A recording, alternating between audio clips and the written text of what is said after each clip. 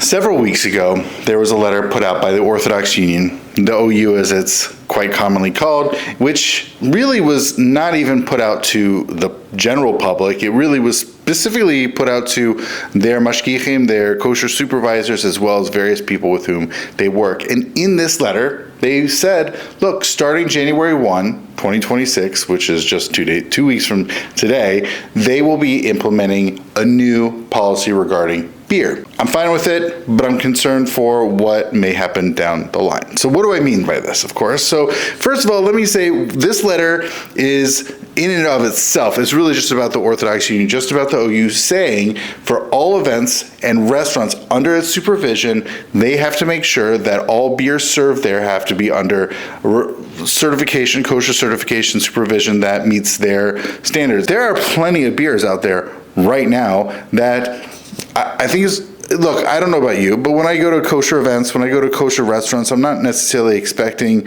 a wide array of beers. In fact, I'm usually fine with what they serve, and let's be honest, you could usually have, let's say, a Sam Adams. Sam Adams is widely available throughout the country with a fair amount of variety, and I think we all know Sam Adams may not be really the best beers out there that are commercially available, but they're typically solid. And another one of those is also Boulevard Brewing, which may not be as widely available, but all their stuff is really good and also under kosher certification. And another one I think we should consider is also New Belgium, which is also under kosher certification and makes really good beer products. So I don't think anybody is really going thirsty at these events. There's enough really good, widely available, commercially produced beers out there that are under kosher certification, and I think if you're going to an OU certified event or restaurant, you should be fine and happy. And who knows, maybe there will be more breweries coming down the line that as of now are not yet kosher certified, but may in the future be looking to do so for, advantageous business purposes. It's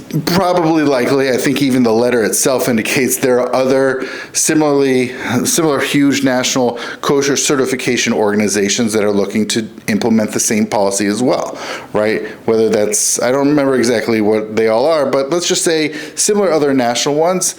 And it's probably likely that many local kosher certification boards, VODs, are probably already doing something like that or will, where they will implement just making sure that all beers under their at their events or at their restaurants, make sure that they are certified as kosher. So, okay, I think, again, I'm fine with all this. I don't necessarily go to kosher events or restaurants expecting a wide array of beer. That's totally fine. I want to iterate, I really want to underline as well, that this is just for those events and those restaurants that are under certification. They do not extend necessarily to other events. Let's say an event that is not under kosher supervision by one of those agencies, right? It does not extend to that. And it most certainly does not extend into the private homes or gatherings of people. That is not at all what this letter is describing or discussing as far as a new policy implementing in just 2 weeks from today. I think this is pretty fair because after all, I think we all know that in the last 10, 15 years, maybe even the last 20 years, really, there are some things that might be a kosher concern, and there are some things that are definitely problematic from a kosher perspective. And I think that that's fair to say, look, let's make sure these things are kosher. And I think let's use a couple of examples that I think could be helpful for illustrating the usefulness of this new policy set to take place in 2 weeks. The first of which is, let's say you're holding an event, you're looking to provide beers, and the mashgiach, who, let's be honest, most rabbis don't really know a lot about beer, they see that when they look at the bottles or whatever packaging for this beer, it says it's got notes or hints of whatever flavor, chocolate, let's say, and they start getting concerned. Does that mean they put chocolate or whatever other ingredients in this beer? You can't have this beer at your event, right? They might start flipping out. But whereas if we know that these things, if all beers provided for such events need to be kosher certified, it removes that potential friction or fighting between the hosts and the mashgichim. That's one possible. Another is, let's say there's a beer with lactose in it, which many beers now, it's been growing for the last decade or so, many beers have lactose in them, right? Well, let's say it's a meat restaurant. Okay, or an event, right? It's an event, the meat's being served. There's lactose in this beer. Knowing that this is a dairy product or whatever.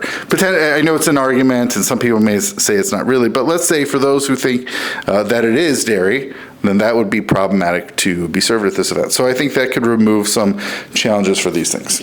Let me issue my concerns, okay? I've shared why I'm basically okay. I'm basically fine with this new policy set to be implemented in 2 weeks from today, but here are my slippery slope concerns, which is, even though the letter states it's only for the OU and it's probably other certification agencies for these restaurants and events, my concern, however, is that people will start to think that this is meant to be for any private events. Let's say a Shalom Zachar, right? Shalom Zachar is not under hashgacha, it's not under kosher supervision, usually as far as I know.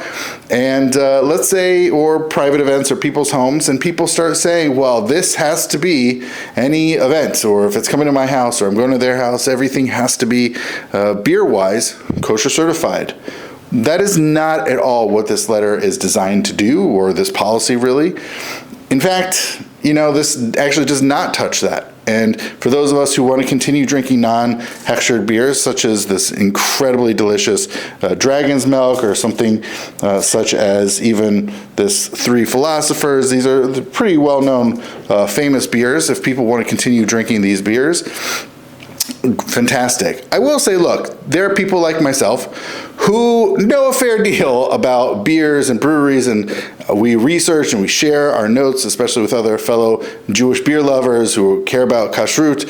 So a lot of us do our research, we do our homework, we get to know ins and outs of various halachic positions. I get that. For those, however, who may not be so concerned with these things or may not be so aware, look, I understand that if you, owing to your lack of knowledge around these things, want to play it safe and you want to make sure that only beers that are kosher certified you want to stick to drinking or purchasing, great. I think that's fine. I think that's, if you want to just play it safe, mazel tov, gesundheit. However, I think could be very dangerous for Jewish communities to start saying, the so-and-sos, they drink unhechshered beer, or they have unhechshered beer at their, hangouts. This could be, I really would hate to see that this new policy begins to sow the seeds of communities breaking apart or anything like that. That'd be really deeply unfortunate, and that is a slippery slope I am concerned about. In sum, I am basically fine with this. I think this policy is fine. I think this is going to make it a lot simpler and easier for rabbis, for events, for restaurants, for consumers even. And I also have my reservations that I'm concerned about a potential slippery slope. And we'll see what happens with those and how people in practice implement this. Because again, this hasn't even taken effect for another 2 more weeks. So it's very abstract right now. I have my theoreticals, but we'll see how this actually plays out. And with that, I want to say l'chaim.